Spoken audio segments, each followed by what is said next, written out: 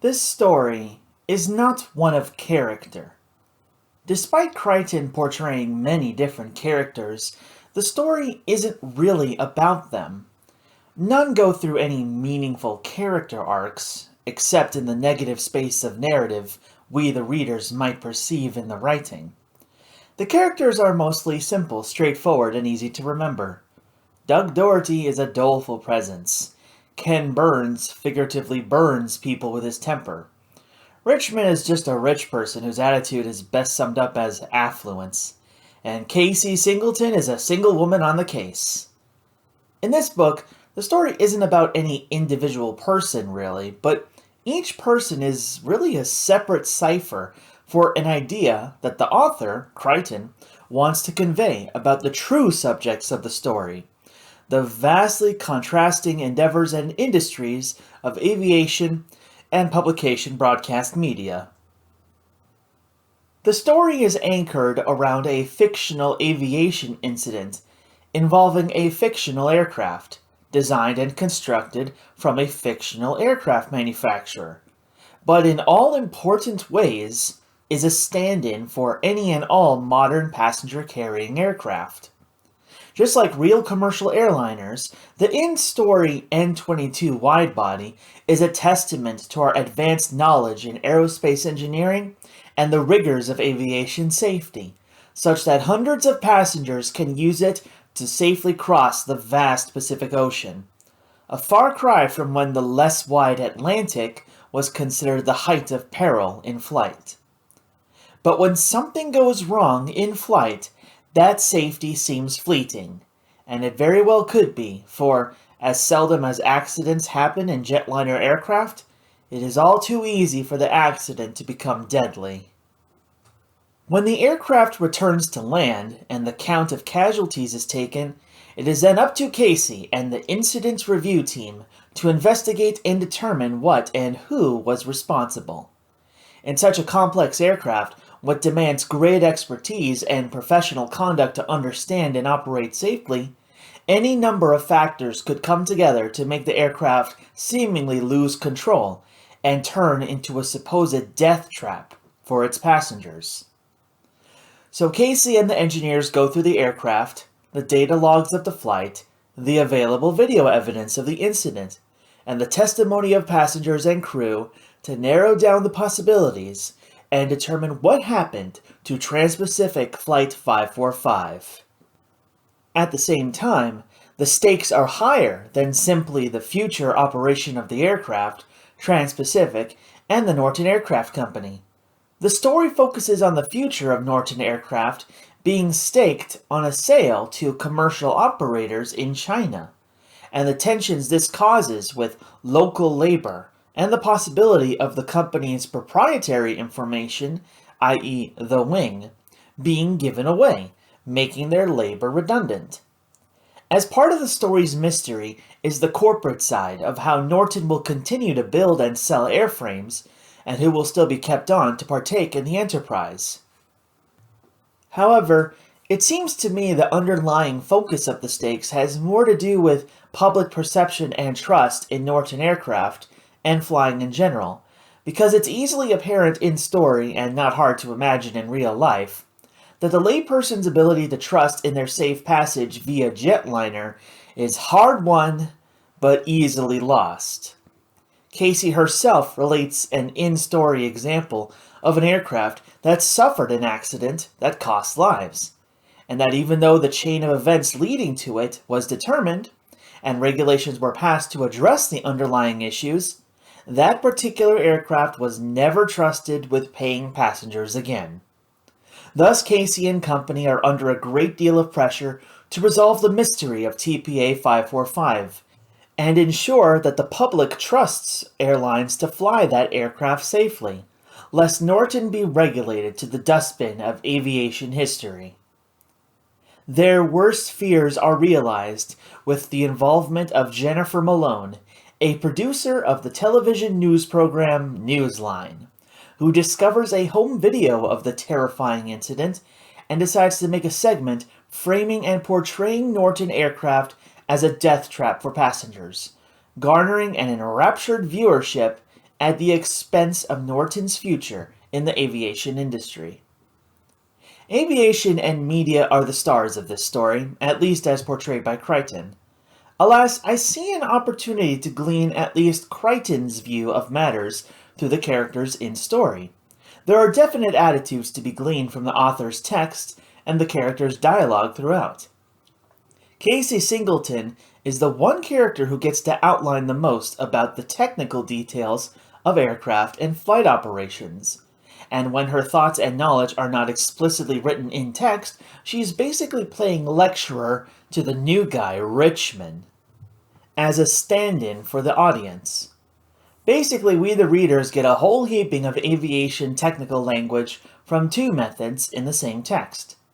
As for Casey herself, what motivates her to serve Norton Aircraft to her utmost ability, to exonerate her company and its workers' professional pride in their aircraft, is a bit more elusive.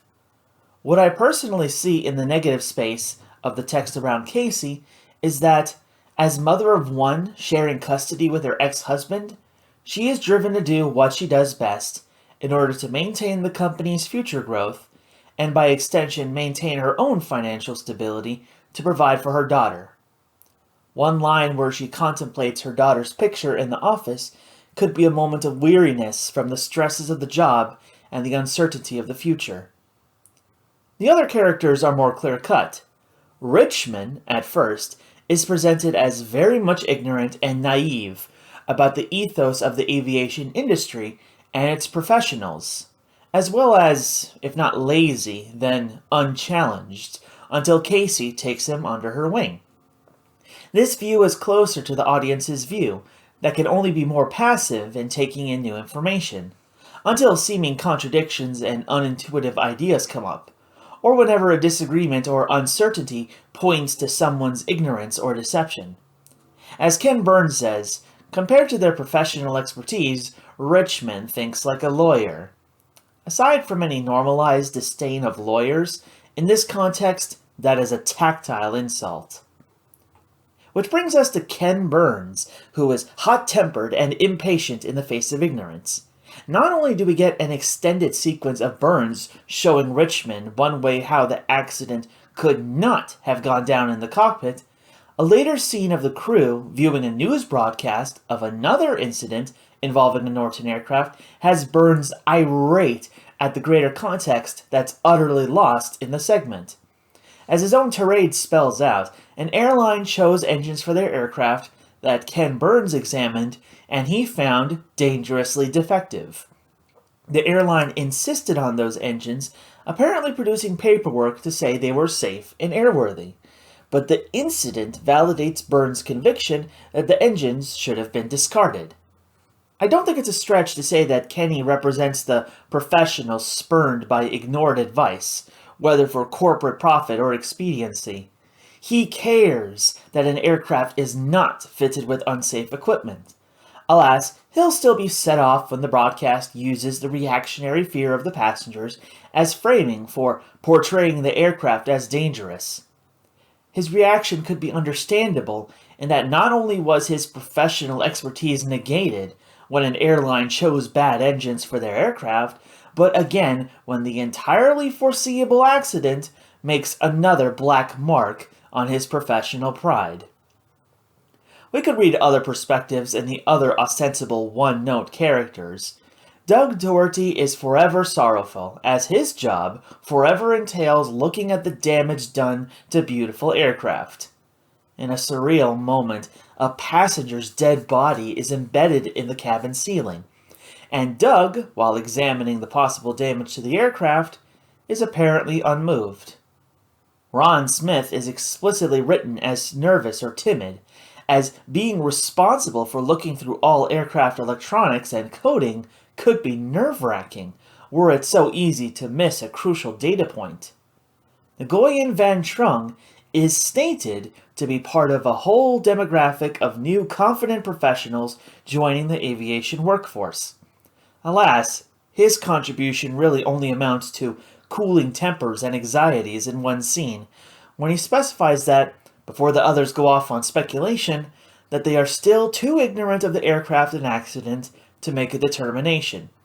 Basically, he's there to say, don't count your chicks before they've hatched. Another character that I'm relieved to see has more portrayal as well as somewhat more nuance is the test pilot Ted Raleigh. We first meet him, based on my reading, coming in all cocky and posturing as an embittered defender of all pilots.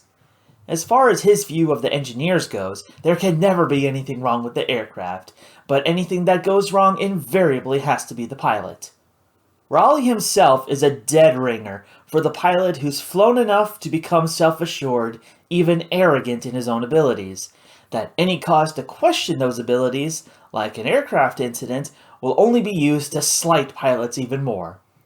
Apart from playing up a defensiveness of pilot's honor, Raleigh still has a sense of tenderness that he reserves for Casey outside of work, and he seems to respect her enough not to give her a genuinely hard time. More pointedly, near story's end, when the time for the aircraft test flight approaches, Raleigh basically drops his swagger to tell Casey that, until they take flight, they have no idea what to expect. Until everyone is certain that there is no dangerous flaw with the airframe, they have to prepare for the worst possible outcome. It's a part of a pilot's pathos to recognize that every time they take an aircraft airborne, their lives are directly in their own hands. For an airline pilot, it's not just their own, but also the lives of all their fellow crew and passengers. After more than a century of flight, humanity has invested well enough in aviation safety that flying really is the safest way to travel. Alas, any passenger's dread for how deadly an accident in flight can be is never irrational. It's probably the very reason we're so invested in our aircraft being reliable and our aircrews being highly trained and professional. Compare flying an airplane to driving a car or sailing a boat. If your car stops functioning, you're simply stuck wherever you are. If your watercraft stops functioning, you're cast adrift. In neither case does your personal ability to drive or sail count for much. But in an airplane, if something goes wrong, and the airplane can no longer sustain flight to your destination, the pilot still has to keep flying the aircraft, using their best possible skill and judgment to return the aircraft to Earth as safely as possible, to do their utmost to save their passengers and spare anyone they can on the ground. When an aircraft is damaged in just the right spots, out of very many systems and parts, even the best of piloting skill can't save anyone. If you look up documentaries and documentation on deadly aircraft accidents over the entire history of aviation, the many, many things that can go wrong and doom those that fly can only highlight our accomplishment in safe passenger flight. This might seem like a strange aside concerning Raleigh's character, given that this pilot's pathos is at most only hinted at in the text. However, as one who has studied aviation, its developments, and its human connection for a long time now, I feel it's an important context for understanding the gravity of what turns out to be the conclusion to the story's mystery. We will get to that in a little while, but I want this to be filed away until we can compare to the other characters as ciphers and their attitudes concerning the incident and flight in general. The representative of corporate interest is John Marder. Until his involvement in Norton Aircraft's future financial endeavor is revealed, along with his special interest in TPA 545, Marder mostly plays to the role of stressed-out middle manager trying to get results from his underlings, who can just never get results fast enough, no matter what can or must be done to actually do their jobs. The apparent pressure of upholding Norton Aircraft's reputation, such that the sale to Chinese airlines can go ahead, doesn't help his attitude. Until the reveal of Marder's secret plans and motives, his attitude is cause for suspicion from the IRT and the labor union. Speaking of the labor union, Brull gives voice to Casey about the anxiety and mistrust of the workforce, that their jobs won't be shipped overseas. Perhaps most perplexing is the apparent sabotage of tools that are due to be shipped to new plants. While management maintains the jobs going with those tools are staying in country, the union fears the tools and their jobs are being shipped to China. Much attention is given to the wing, the most technologically relevant and proprietary piece of technology of the Norton N-22, and bulwark of the company's viability in the airline industry. Everyone assumes that if the wing is shipped off to a foreign manufacturer, Norton aircraft will become irrelevant, and so will all the labor therein. What's perplexing is that the apparent sabotage is somehow not a greater cause for concern in story. I would expect that a profit-seeking enterprise like Norton would come down hard on the saboteurs, with an even bigger investigation than what we see from the IRT for the deadly aircraft incident. I have never known labor to be so intimidating that capitalists don't ever consider bringing out the armed union busters. I'll grant that maybe Crichton needed some peril for the thrills. So far, every character we've examined has come from the aviation industry side of the story. Around the book's middle, we get to see the perspective of characters on the broadcast media side of the story until the end. The center of this perspective is Jennifer Malone, a producer for the fictional broadcast program called Newsline. And in this story, her goal is to make a segment featuring Norton aircraft and its airplanes as death traps, a la TPA 545. As Crichton details Jennifer's thought processes in making her own story, it's fairly clear that the incentive of the character has little to no regard for how aviation really works, or how the people work in that industry. I don't think I need to summarize Crichton's writing on this, but I will offer this for later discussion. The incentive of media is not exclusively or inevitably so yellow. It'll be important to understand the incentives that affects the actual quality of any given media. As counterpart to Martyr in the aviation industry, we have Dick Schenck in Newsline, whose embittered worldview probably reflects Crichton's view of such executives as overly privileged in their success, and so detached from the lives of their editorial subjects that the achievement of a large, complex, and successful aircraft like a Norton N-22 wide-body airliner gets reduced to crappy American product, just like all things American. Schenck's incentives for his worldview are tied both with the media industry and capitalism in general, which makes him more similar to Martyr in many important aspects, which will be discussed. Another character I personally find interesting is Fred Barker, a former FAA employee, who used to be in charge of maintaining aviation safety, but was dismissed for, if you ask him, exposing corruption and corporate government conspiracy to avoid issues in aviation safety. Despite Barker's charges, we have the benefit of Casey's perspective, that there is no conspiracy to allow unsafe aircraft to fly without redress, and the conflicts of interest are closer to conflicts of incentives between industry and government. Problematic, but not illegal. Again, this warrants further discussion. I find Barker interesting because he seems to be the person who is motivated to take up a cause for personal altruistic reasons, but carries on their cause even when the source of the problem has been solved, or else rendered irrelevant. Indeed, in story, Barker continues his crusade against Norton aircraft concerning their slats problem, despite the engineering efforts we see from Norton that minimizes the risk outside pilot misjudgment. Barker has a clear incentive, a clear conflict of interest to keep his crusade going. He's paid by a certain lawyer, Bradley King, at least until book's end, who himself gets paid to submit and win lawsuits on behalf of claimants against airlines. As long as the lawyer has clients with grievances against airlines and manufacturers, Barker is funded to keep up his crusade, now his personal brand. He has no incentive to re-examine his views because he is financially tied to his brand. Through Barker, Crichton is probably warning against taking up an issue as a cause so personally that you become financially dependent on that cause as a brand, and can't evolve with the changing times. At story's end, Barker sues his patron for money not paid for services. If Crichton's view were less generous, he might be saying through Barker that anyone standing up for a cause is really a stooge for money. As I've gone through the characters, you might have noticed that what I've been postponing to discuss until now is that what drives the industrialist, like Martyr, the media mogul, like Schenck, and the government, where aviation is concerned, are competing incentives in profits, market share, and regulation, even outside of aviation safety. The aviation industry, represented in Norton Aircraft, and executives like John Martyr, build and operate aircraft for profit.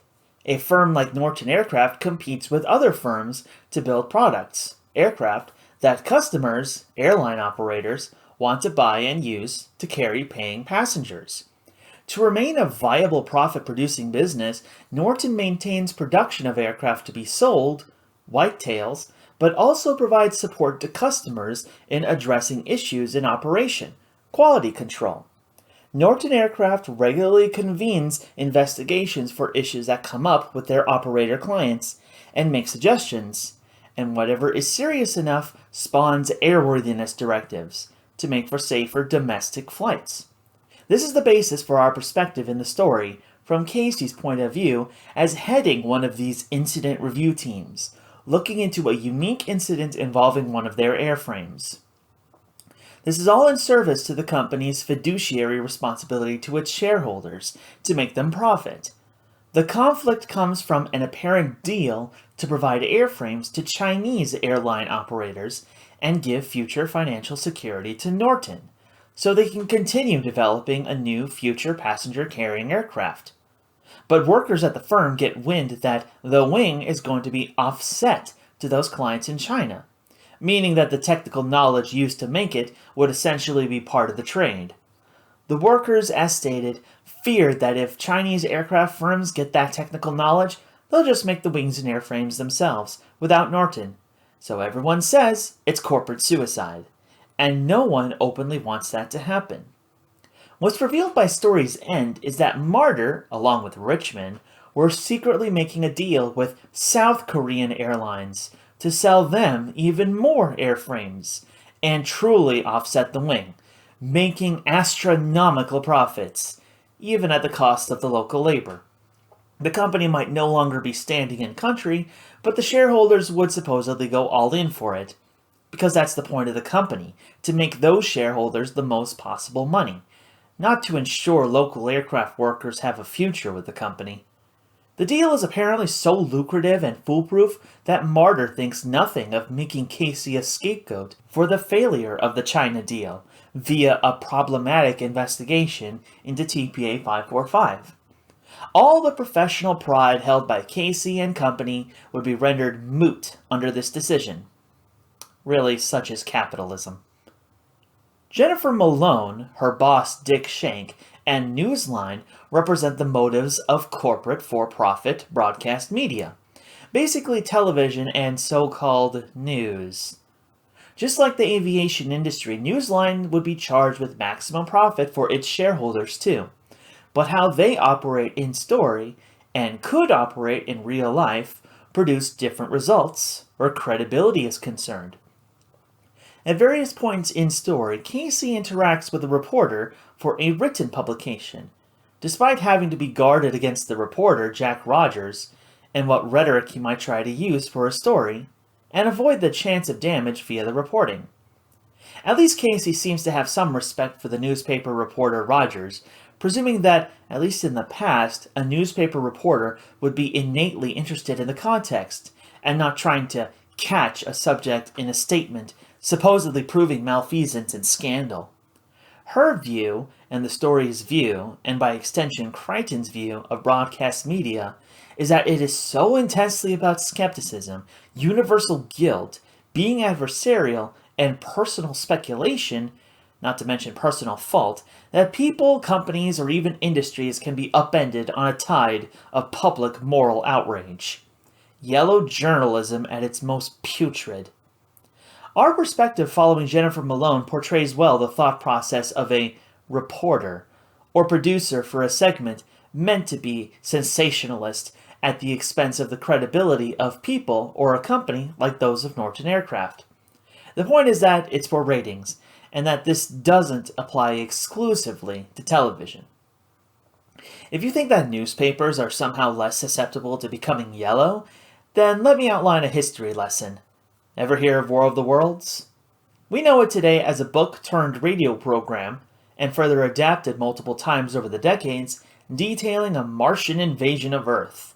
In hindsight, it's classic science fiction, but when it was first broadcast on radio, it was taken as a running commentary, as if a news program were really tracking an alien invasion of Earth. There was indeed a disclaimer at the program's start that this was a dramatic piece of fiction and not a real event, but that was lost as people tuned in thereafter. The result was apparently pandemonium, as throngs of people panicked, thinking they were really under attack, and causing civil unrest at the time. That is, rather, what the period newspapers said about the so-called aftermath of the program. The real recorded pandemonium was a great deal less than what the papers had said, but the papers themselves, as recorded, continue to lambast the program for the supposed danger and damage it caused. Given that radio programming was taking away business from newspapers at the time, it should not be surprising that, to protect their market share, newspapers would turn yellow to discredit radio, even by outright lying, by framing, by hyperbole, by omission, or by assigning a false context. Today, and even in Crichton's time writing his book, there were and are plenty of written tabloids that make their revenue from sensationalism and other forms of yellow journalism. As to whether a broadcast or publication of media is yellow or credible has little to do with the medium itself. There's no appreciable difference between writing, audio, or visual performance as to the author's ability to lie. What's far more important is how the publication in question makes its money. There are at least two business models for media operating for profit. There's the advertiser model and the subscriber model. In the advertiser model, the audience doesn't pay for the publication themselves, but the publication sells space for advertisers to place their ads before the eyes and ears of readers, listeners, and viewers. The more audience the publication has, the more valuable the ad space that can be sold to advertisers. In a way, the audience is not the customers. The customers are the advertisers, and the audience is the product. So what's the best way to get more eyes on your publications? Speculation, interpretive debate, conspiracy, scandal, political and social demagoguery, sensationalism, and all other forms of yellow journalism, or as we know it today, clickbait.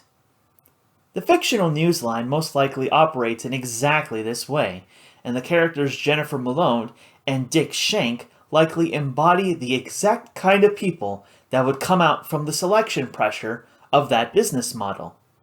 The only limits in this model are what the advertisers are willing to tacitly condone. Alienating an audience opens the door to boycotting the advertisers, incentivizing a pullout that leaves the publication less profitable, at least until the heat dies down. The other business model, which is neither novel nor new, is the subscriber model. This is where the audience pays a price regularly for a regular copy of the publication. In this model, the publication has to appeal to the readers and be credible to them. For a publication to appeal to a wide-ranging audience, or to be credible to a select audience, the publication has to show that they understand topics and current events the way the audience understands them, or shows a greater, more useful context that leaves an audience less ignorant and more informed, or at least feel like they are. The price the audience pays as subscribers is precisely for this kind of treatment, where they are truly the customers and not the product themselves. When Casey Singleton speaks to the reporter Rogers as to developments in Norton Aircraft and aviation in general, she appeals to exactly this kind of incentive. She would certainly have biases for certain policies and trends in her industry, but she would rather put it out to the public to increase their awareness and their agency rather than deflect the attention by offering clickbait, as it were. How media reports on something as substantive as aviation safety is important in how it can affect certain outcomes. A bad airline that's exposed, as it were, by a publicly accountable media publication could be compelled to improve their operations. Or a good airline could be rendered unfeasible by a yellow media outlet looking to sell on outright scandal, such as what Newsline attempts in Story. The profitability of publicly traded airlines or manufacturers, good and bad, could be affected where stock prices are subject to speculation, which is in turn affected by corporate media in the public discourse. And whoever buys interest in media outlets and their narratives buys control in those narratives and the financial future of the subjects of those narratives. It's simply not good enough to be good at building airplanes or flying airplanes or maintaining airplanes or keeping passengers perfectly safe. If a media outlet like the fictional Newsline are paid to make a good company look bad, the only counter is to address that narrative directly, in the open, for everyone to see, with a PR department and sound legal counsel as well. Any company lacking these things can then be taken out by a rival looking to rid themselves of competition by paying a big enough media outlet for a hatchet job. As previously stated, such is capitalism. Conspicuously absent from any developments of Norton's corporate prospects and Newsline's hatchet job on Norton is any government representative showing interest in the TPA 545 incident or in the media coverage of the incident and investigation. At the beginning, we get a seeming offhand remark that the National Transportation Safety Board is too preoccupied with another incident to take part in the investigation, and throughout the story, there's next to no text indicating interest from the Federal Aviation Administration. I find this puzzling because even with oft-mentioned budget cuts and deregulation, I, an amateur aviation enthusiast on the outside looking in at government administration, or a fictional representation thereof, I wouldn't easily believe that there would be manpower issues preventing an inquiry into how an American-designed, American-built aircraft got into such deadly trouble. Despite all the mentions of underfunding and deregulation concerning the aviation industry in Story, my real-life contextual knowledge that the government would not take a laissez-faire approach to aviation makes its absence in Story confusing, at least to me. Having the United States government and its constituent agencies concerning aviation go laissez-faire concerning aviation safety would have to imply that the safety of paying passengers and thus the profitability of airlines is somehow no longer important. Understanding the real-life context of how major industries and their representatives will lobby government representatives for preferential treatment makes the in-story dynamic even more perplexing. What the layperson would call corruption, and be rightly suspicious of, is the practice codified into law, and upheld by the Supreme Court's decision on Citizens United, is that corporations can spend any amount of money as free speech, which amounts to advertising and lobbying for policies and politicians that are favorable for profits and increased market share. Crichton's story takes place long before the Citizens United decision, but corporations lobbying government for preferential treatment, especially in competition with other corporations in the same industry, is nothing new. We, the layperson, would be right to be suspicious because, without representation fit to hold the corporations accountable, how can we be certain that the corporations are not cutting corners, passing the risk and cost of, say, flight accidents to the rest of us? Well, there's some alignment in the interests between corporate airlines and the builders and maintainers of said aircraft, and the government representatives that ostensibly represent the layperson's interests. The government wants people to be able to fly, as much as people want to fly, with the reasonable expectation that they won't die in a crash. The airline also wants people to be able to fly, with the reasonable expectation that they won't die in a crash. After all, planes are expensive, and dead passengers can't pay. Not to mention all the other customers will be easily scared away, not just from the one airline, but easily from flying altogether. Even for airplanes that don't crash, their upkeep can be expensive given their complexity and the expertise needed to maintain them properly. The needs for airlines to ensure that airplanes are airworthy, well maintained, and safely operated, and to ensure that everyone knows it, is precisely the point of government regulations and their enforcement. I think a very distinct contrast will be very helpful right now. Enter Aeroflot of the Soviet Union and the Russian Federation, but it's the same difference. Once you get past the obvious joke, in the Soviet Union, passenger safety doesn't seem to be a priority, especially not compared to looking good. Studying aviation incidents in the Soviet Union and Russia, and the airline Aeroflot in particular, is basically a catalog of poor maintenance, poor oversight, poor judgment by both aircrew and management alike. And whenever accidents turn deadly, the investigations and their findings are classified. And those with little or no power in the scheme of things get blamed for things going wrong.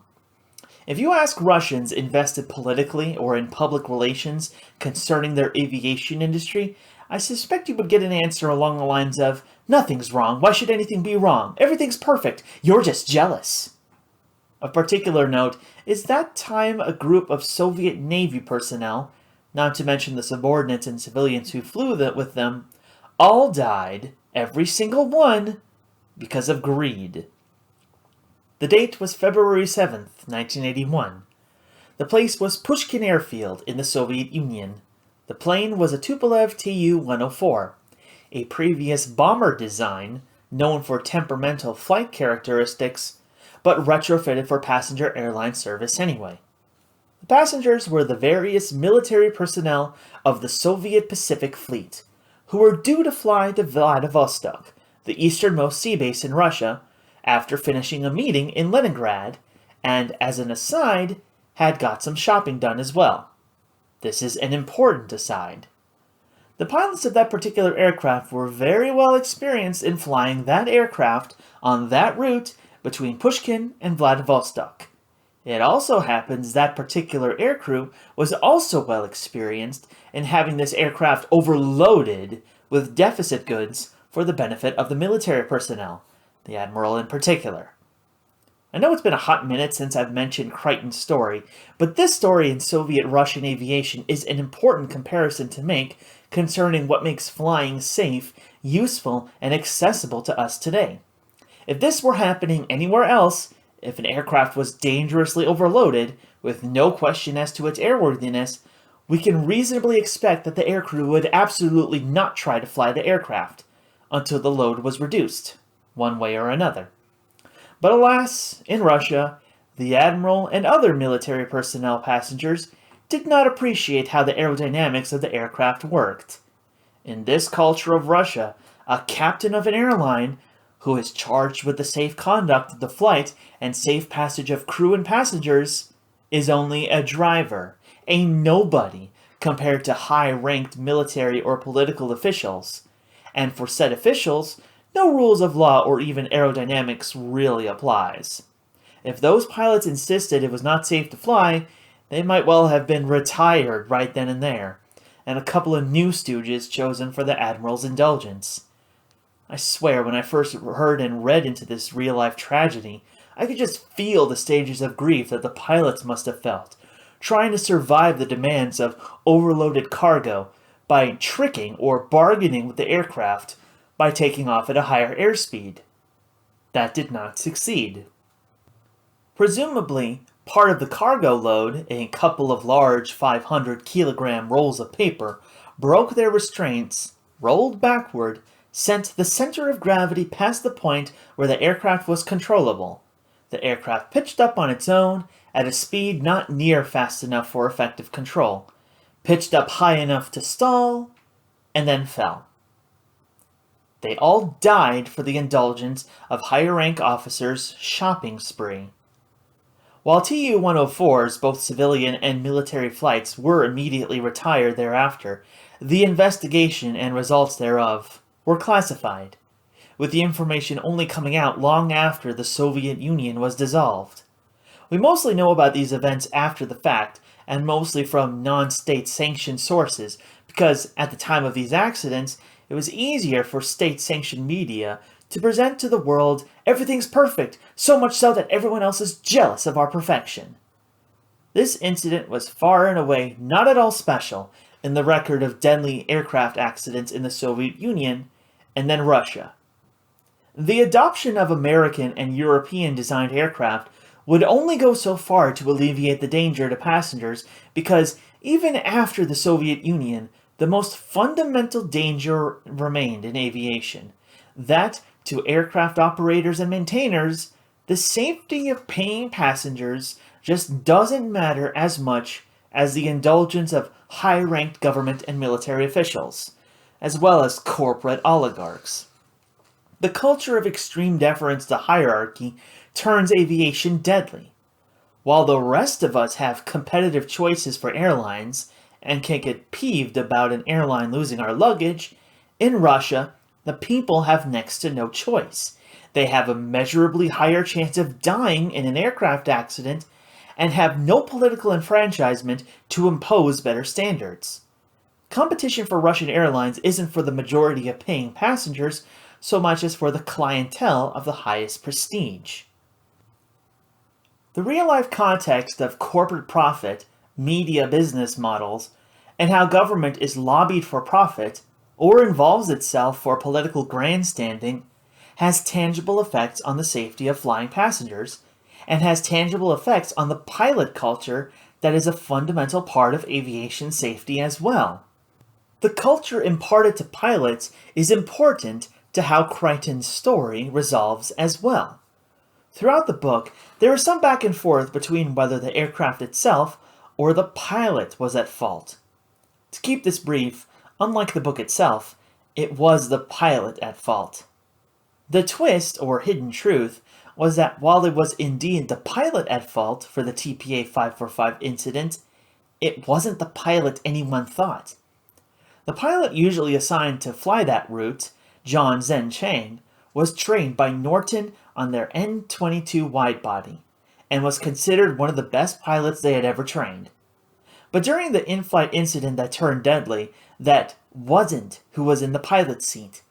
It was his adult pilot son, Thomas Chang, who, despite his own professionalism and skill in flying, was not type certified on the Norton N-22, not used to its particular characteristics and behavior, nor how its systems interact with each other to produce those behaviors.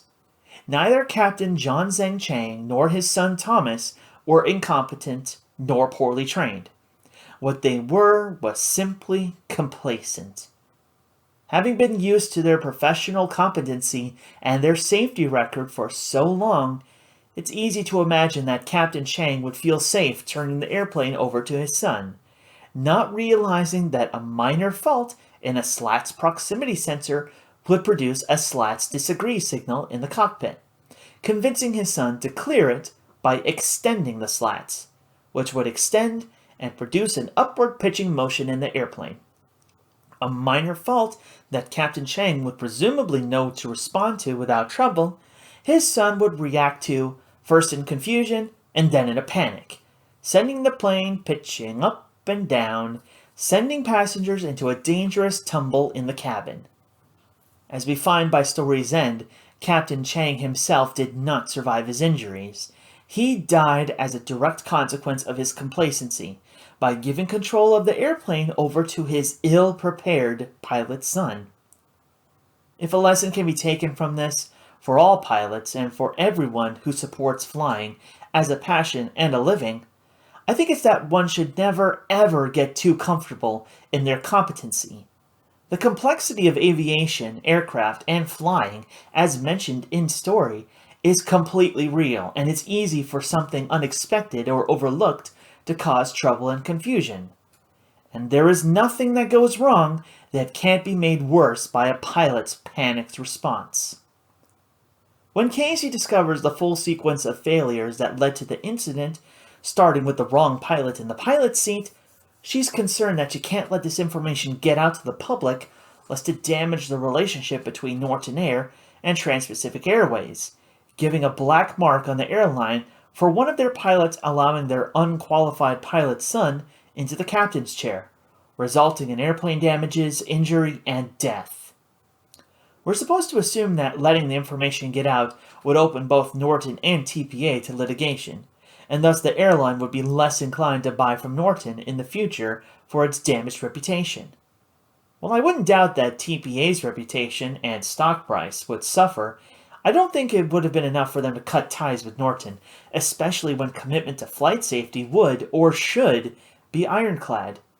Indeed, Casey is able to save Norton from bad press by indulging the Newsline producer, Jennifer Malone, in joining the test flight, and after the nauseating ride, showing her all the evidence that exonerates Norton, expressly so that Malone knows once Newsline tries to broadcast their hit piece on Norton, Norton can sue for slander and libel, and likely win. Malone backs down from her segment to her boss Dick Shank's chagrin. The cause of the incident is kept out of the public eye, for better or worse. The report is made by Norton's IRT to TPA, who will hopefully take the recommendations seriously to make changes in their operations. And Norton is exonerated from any attempted smearing of their professional pedigree. All in all, a peaceable ending all round. The threat to our nominal heroes throughout the story, the people of and company that is Norton Air, is that bad media will destroy a good plane.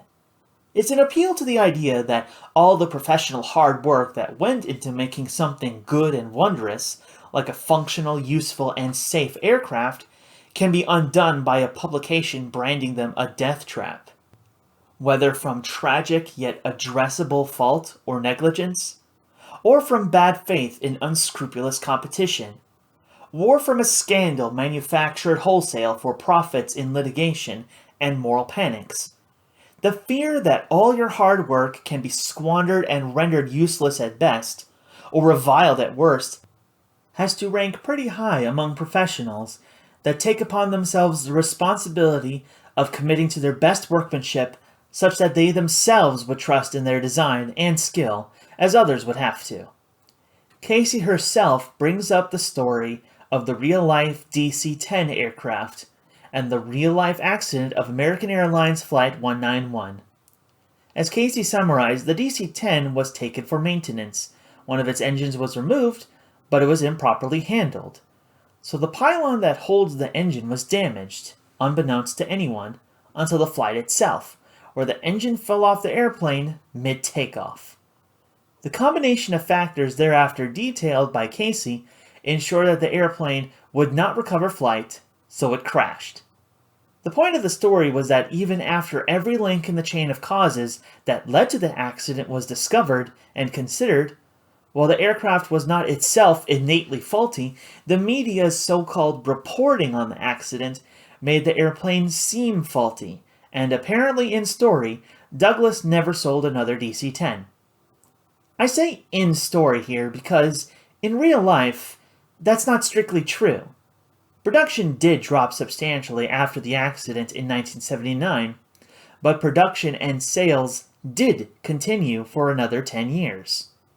Even after production halted and DC-10s were replaced in passenger service with other newer aircraft models, numerous DC-10s are still operated and maintained today for civilian and military cargo flights, even getting upgraded avionics to keep them viable in the evolving aviation landscape, or airscape, if you will. Contrary to the written world of Crichton's Airframe, the real-life media is not the final word on whether an airplane, and the prospects of the company that makes it, flies or dies.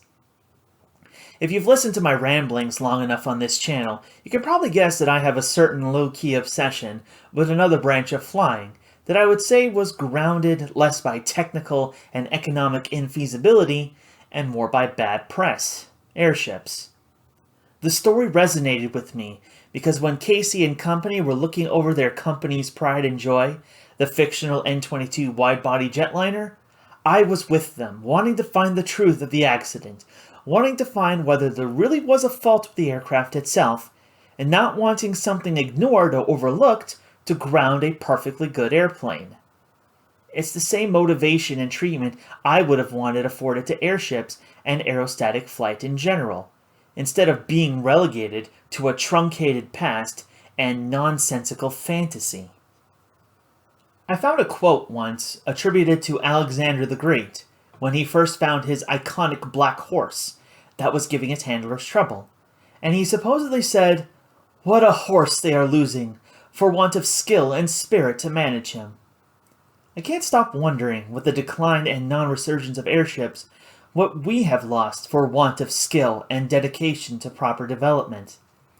I also can't help wondering what we might have lost if that same want of skill and dedication befell any other endeavor in our modern society.